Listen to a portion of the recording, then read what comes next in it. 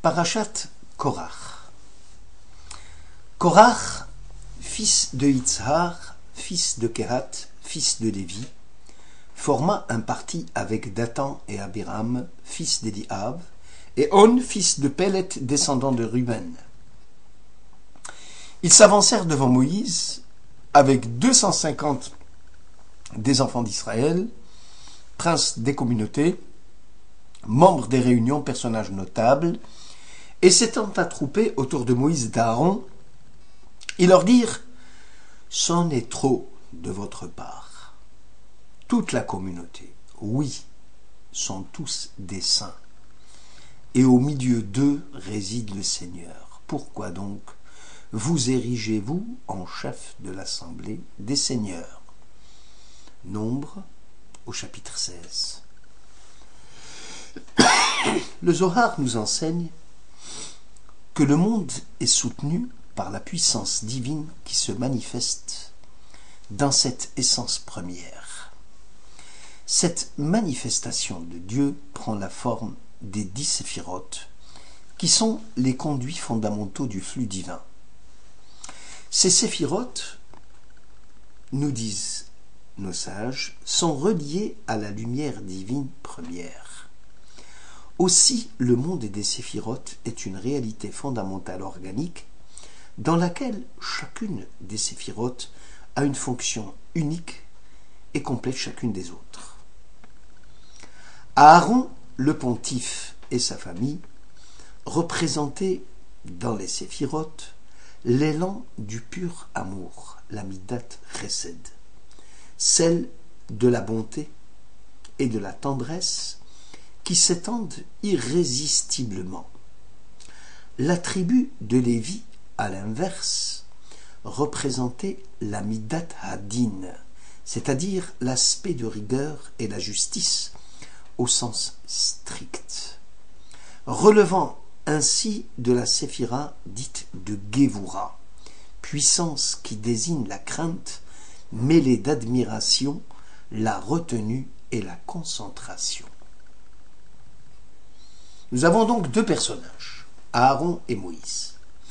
Aaron, homme de paix, à la recherche de la paix, avait le mérite de devenir grand prêtre, ainsi que tous ses descendants, et dont la mission fondamentale consistait à offrir des sacrifices pour capter la tendresse de Dieu et la conduire jusqu'à Israël, destinataire principal de cette tendresse. Moïse, issu de la tribu de Lévi, comme son frère, est récipiendaire privilégié de la Torah, mais lui relevait plus de la rigueur du din et donc ne pouvait prétendre à la prêtrise. L'existence du monde dépend de 3 paramètres: la vérité, le émet, la justice, le din, et la paix, shalom. Si Abraham ou Aaron représentaient le chesed, la tendresse, Yitzhak et Moïse, la justice, c'est Jacob Israël qui constitue la synthèse du chesed et du din et qui devient émet, la vérité. Ainsi, la complémentarité entre les 3 fractions du peuple juif, Kohen, Lévi, Israël, devient complète, solidaire, unie, et cela est concrétisé par les prélèvements auxquels seront soumis les uns et les autres. La terouma, remise au Kohen, le maaser, rishon, la dîme, remise au Lévi, le maaser Lévi, la dîme du Lévi, remise au Kohen. Le don devient ici une grâce, une gratuité qui préside à tout ce que l'homme d'Israël est et à tout ce qu'il fait. Ce schéma évoqué montre qu'il y a toujours quelqu'un d'autre présent ou caché à côté de nous, où l'un appelle l'autre, où l'un attend l'autre. Cette dépendance est le support même de l'altérité. Une fois, l'offrande consacrée, c'est le travail et la volonté des hommes qui doivent présider au partage. Avec ses risques, avec ses défis, auxquels les hommes peuvent défaillir, offrir sa part à Dieu, c'est concrétiser sa présence au sein de la communauté humaine, et cette présence suffit au processus d'égalisation. Cette présence de Dieu parmi nous suffit pour suspendre parmi les fils d'Israël l'appétit du pouvoir et celui de la propriété. Or, curieusement, c'est en Eretz Israël que chacun se hisse au niveau du statut qui est le sien, à l'instar de Dieu, qui suspend sa puissance pour laisser la place à l'homme, et dans cette suspension se profile l'image de Dieu. L'exercice du don est le fond même de l'être de l'homme. Le monde présent diffère du monde à venir dans la mesure où ici-bas, l'interchangeabilité est synonyme de richesse. La multiplicité est bénie. Abraham est élu tout en devenant une bénédiction pour les autres familles de la terre.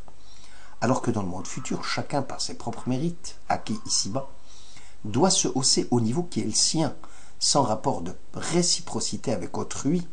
C'est ce qu'affirme le Midrash dans Shemot Rabbah. Ben Khalafta adressa une prière à Dieu à la veille d'un jour de fête juive, en demandant au Très-Haut de lui venir en aide pour combattre sa pauvreté. Une main lui tendit alors une pierre précieuse, il la montra à Rabbi, lequel lui avança 3 dinars pour célébrer dignement la fête, en lui suggérant de négocier la pierre à l'issue du Yom Tov. Rentré chez lui, son épouse lui dit alors « Va vite rendre la pierre, je ne souhaiterais pas que l'on ampute ton dénuptial dans le monde futur de la valeur de cette pierre. » Rabbi ayant appris la chose, convoqua la femme en lui promettant que dans le monde futur, c'est lui-même, Rabbi, qui volera au secours de son mari Ben Khalafta. La femme répliqua « N'est-il pas dit que chacun aura selon ses mérites dans le monde à venir ?» Rabbi acquiesça, et Ben Khalafta rendit la pierre à son propriétaire. En conclusion, l'homme ici-bas s'active, se lance dans une course incessante qui résulte de l'état de tension permanente entre le ciel et la terre qu'il a en lui. Tantôt, c'est l'inspiration vers le ciel qui l'emporte et qui lui fait oublier la terre, tantôt c'est le lien avec la réalité terrestre et la nécessité d'agir qui l'emporte. C'est dans ce monde que les rapports réciproques interhumains s'activent et s'influencent. Chaque prière de l'un a une influence considérable sur les essences du monde, puisque l'homme, chaque homme, constitue la projection du flux divin qui se révèle dans tous les mondes, alors que dans le monde futur, toute la communauté, oui, sont tous des saints. Korach confond donc le monde terrestre et le monde à venir. Il dit à Moïse, tout le peuple a entendu la voix du Sinaï retentir, « Je suis l'Éternel ton Dieu. » Or, si Israël est un peuple de prophètes, il n'a nullement besoin d'intermédiaire, donc même pas de Moïse. Chacun est capable, par ses propres moyens, de se hisser au niveau de Moïse. Ce monde, dit Korach, à ne pas s'en méprendre, c'est déjà le monde futur. Selon le Midrash Rabbah, il prit 250 enfants d'Israël, princes de la communauté, les habilla de manteaux azur et leur offrit un banquet. Lorsque les fils d'Aaron se présentèrent pour prendre leur dû, la poitrine, la cuisse de l'animal destiné au Kohen, Korach leur dit ce que Moïse a fait n'était pas l'œuvre de Dieu. Les habits d'apparat confectionnés en fil d'azur sont destinés à la royauté, selon l'écriture dans le rouleau d'Esther chapitre 8. Cependant, Mardochée, sorti de chez le roi en costume royal, bleu d'azur et blanc, avec une grande couronne d'or.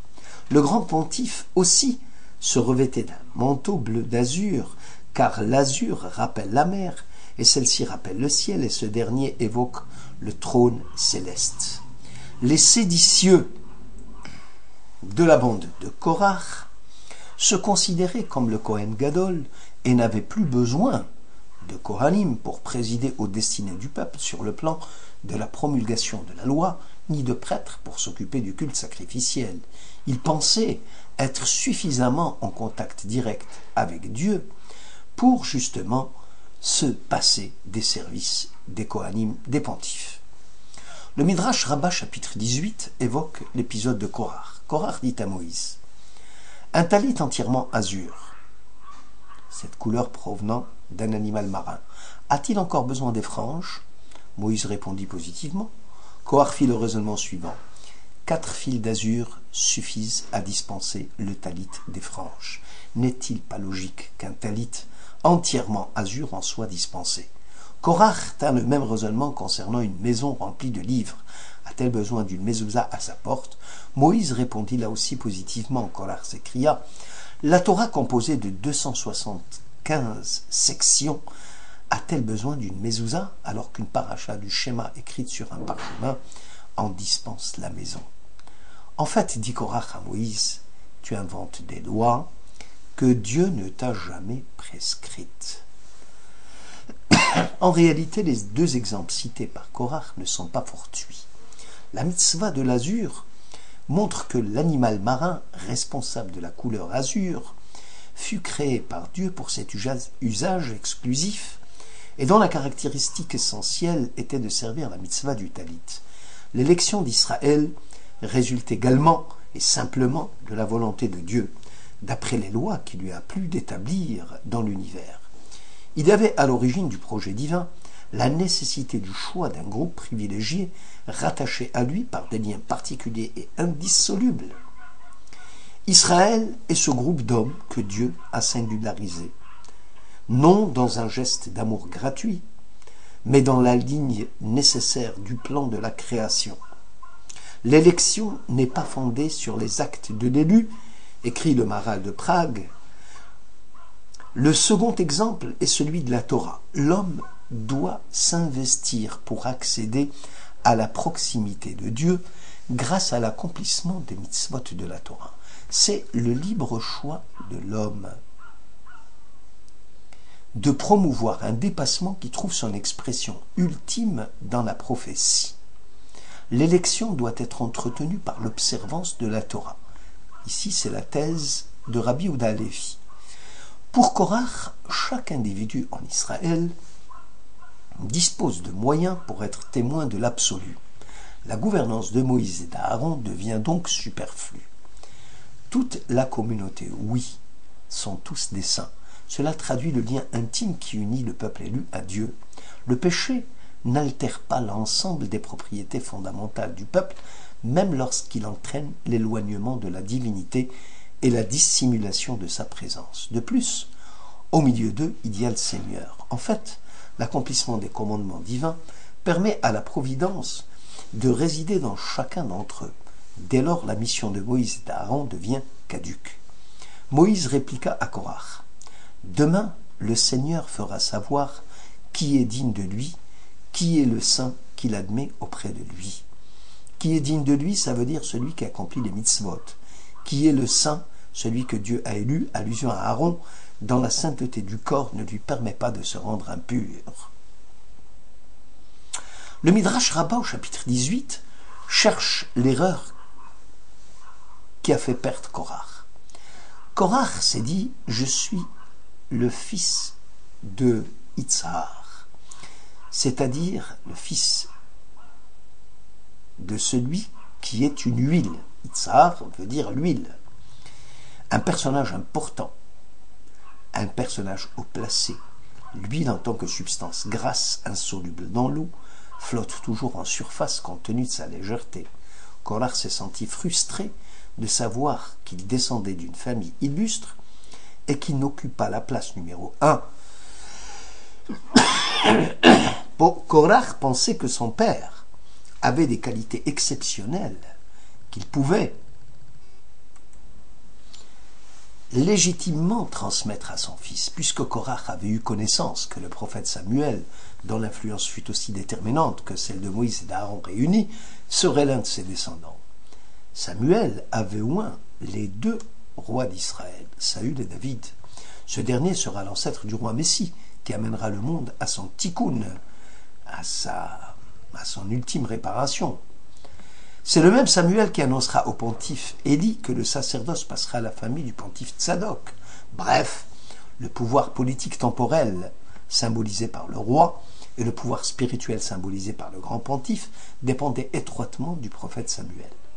De plus, 24 gardes, toutes issues de Korach, prophétisées par Esprit Saint, rappelant ainsi la prophétie des temps messianiques quand Dieu avait promis de déverser son esprit sur toute chair. Tant d'honneur ne pouvait que renforcer Korach dans sa conviction qu'une injustice aurait été commise à son égard. Ici résida l'erreur de Korach. La tribu de Lévi tire sa force et sa légitimité de la tribu de rigueur, Gvura, émanant de Dieu, c'est-à-dire de la tribu de la vérité absolue. Or, cet attribut de Dieu ne peut être applicable encore dans ce monde, car ce monde n'est pas encore réalisé et achevé selon la conscience biblique. Quelque chose y manque. Notre monde est encore en exil, et cet exil ravage tous les lieux de notre existence. La souffrance, l'injustice, la mortalité nous agressent sans répit. On est loin de cet état idyllique réservé au monde futur, où chacun, ayant atteint l'harmonie la plus parfaite, peut se passer de l'influence de l'autre. À l'heure présente, Israël, dans le désert, a encore besoin de ses dirigeants.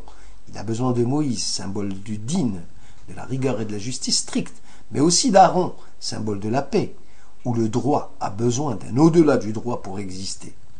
Tzedaka ou Mishpat, justice et charité, comme aussi Tzedaka ve Shalom, justice et paix. Shabbat Shalom.